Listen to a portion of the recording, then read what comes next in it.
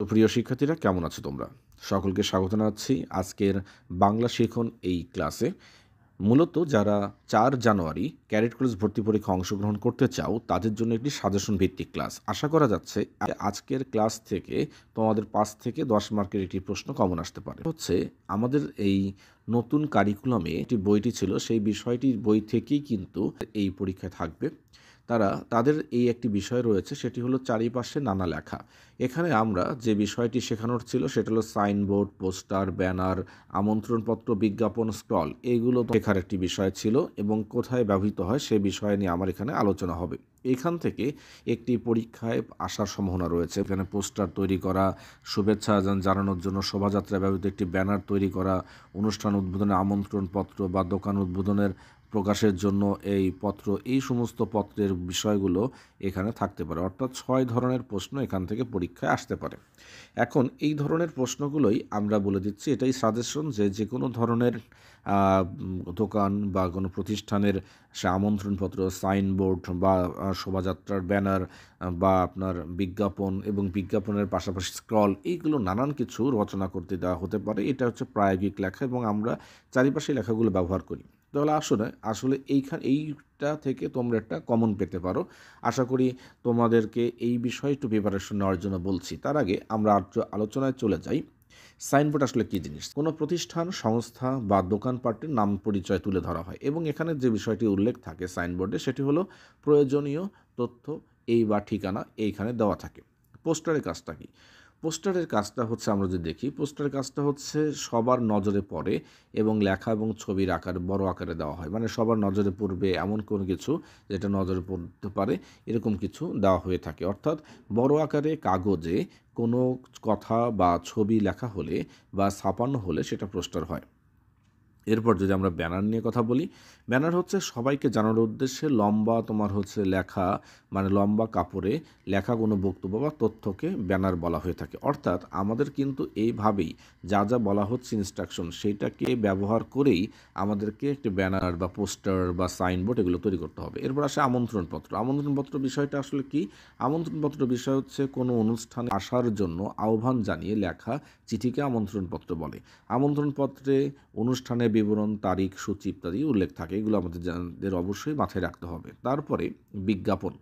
বিজ্ঞাপন বিষয়টা যদি বলি, পণ্য বা তথ্য সম্পর্কে সবাইকে জানাতে পত্রিকায় বা অন্য কোনো মাধ্যমে যে প্রচার চালানো হয় তাকে বিজ্ঞাপন বলা হয় এবং বিজ্ঞাপনে সেটা বিভিন্ন মাধ্যম হতে পারে, অডিও ভিডিও মাধ্যমে যে কোনোভাবেই শোনা বা দেখার সুযোগ আছে। তারপর যদি আসি স্ক্রলটা আসলে মূলত যে ব্যবহার করা হয় সেটার উদ্দেশ্য হচ্ছে তাৎক্ষণিক বা জরুরি কোনো তথ্য জানানোর জন্য এবং টেলিভিশনে অনুষ্ঠান বা সংবাদপত্র প্রচারের জন্য স্ক্রল ব্যবহার করা হয়ে থাকে। অর্থাৎ আমরা এইখানে কিভাবে কাজগুলো করতে হবে, কিভাবে সাইনবোর্ড, পোস্টার, ব্যানার, আমন্ত্রণপত্র, বিজ্ঞাপন, স্ক্রল এগুলো তৈরি করতে হবে, এই বিষয়গুলো আছে এবং ক্যাডেট কলেজে আমরা আশা করি এইখান থেকে একটা প্রশ্ন ৫ মার্কের বা ১০ মার্কের প্রশ্ন থাকতে পারে। এবার আমরা এই বিষয়গুলো নিয়ে যদি একটু বিস্তারিত দেখার চেষ্টা করি তাহলে আমরা দেখতে পাবো যে একটা সাইনবোর্ডের কথা যদি বলি, সাইনবোর্ড কেমন হবে। এখানে খুব একটা বড় আকারের নাম লেখা, কি পাওয়া যায় সেই বিষয়ে তথ্য এবং হচ্ছে এখানে একটা ঠিকানা দেওয়া আছে। তার মানে আমরা এভাবে একটা সাইনবোর্ড তৈরি করব। এরপরে যদি আমরা আসি এখানে একটা যদি দেখার চেষ্টা করি, যে কোনো পোস্টারটার মধ্যে একটা ছবি দেওয়া আছে, অল্প ছোট্ট মানে কথা, হাফিজ ভাইকে, এই কথাটাকে বড় করে এসেছে, ফুলকপি মার্কে ভোট দিন, এই বিষয়গুলো আছে এবং মানে লেখাগুলো খুবই কম কিন্তু সুন্দরভাবে বড় বড় করে লেখা যেন মানুষ বুঝতে পারে, এইভাবে কিন্তু আমাদের পোস্টার তৈরি করতে হয়।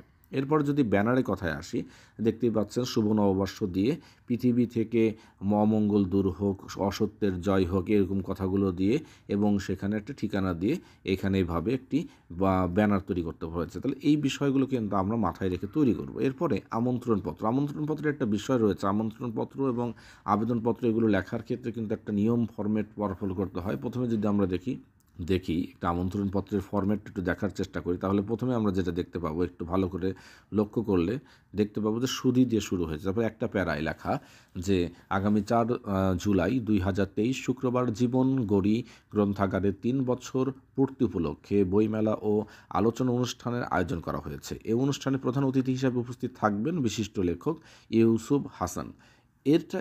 এরকম কিছু লিখে একটা প্যারা, তারপরে আরেকটা প্যারায় এসে লিখতে হবে যে অনুষ্ঠানে আপনার উপস্থিতি একান্ত কাম্য।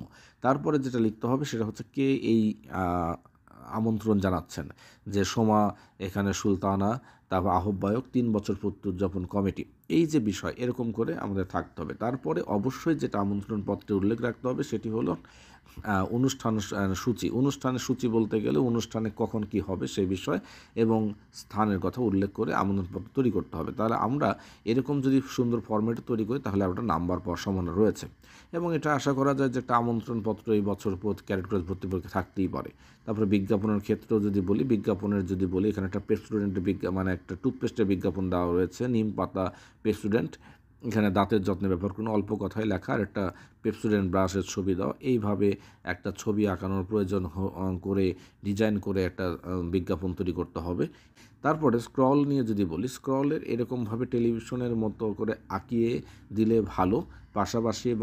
পাশাপাশি এইখানে স্ক্রলের যে বিষয়টি লেখা থাকবে অত্যন্ত চমৎকার এবং অল্প কথায় সব কিছু বোঝানোর জন্য একটা মানে যা বোঝাতে চাচ্ছি, অর্থাৎ কোনো একটা যে কোনো বিষয় নিয়ে যদি স্ক্রল রচনা করতে দেওয়া হোক, তাৎক্ষণিক কথাটা জানিয়ে দাও। যেমন আমি গতবারের চ্যাম্পিয়নকে ৩৬ রানে হারিয়ে বাংলাদেশের ক্রিকেট দলের এশিয়া কাপ জয়। এই যে কথাটা অল্প কথায় এবং দেশবাসীর আনন্দ উল্লাস, এই যে অল্প কথায় একটা পুরো খেলার খবরটাকে জানিয়ে দাও, মানে রেজাল্ট দিচ্ছে, আনন্দ উল্লাস হচ্ছে, এই বিষয়টা অল্প কথা জানিয়ে দিচ্ছে। তাহলে স্ক্রলে কিন্তু খুব বেশি লেখা যাবে না, অল্প কথায় জানিয়ে দিতে হবে।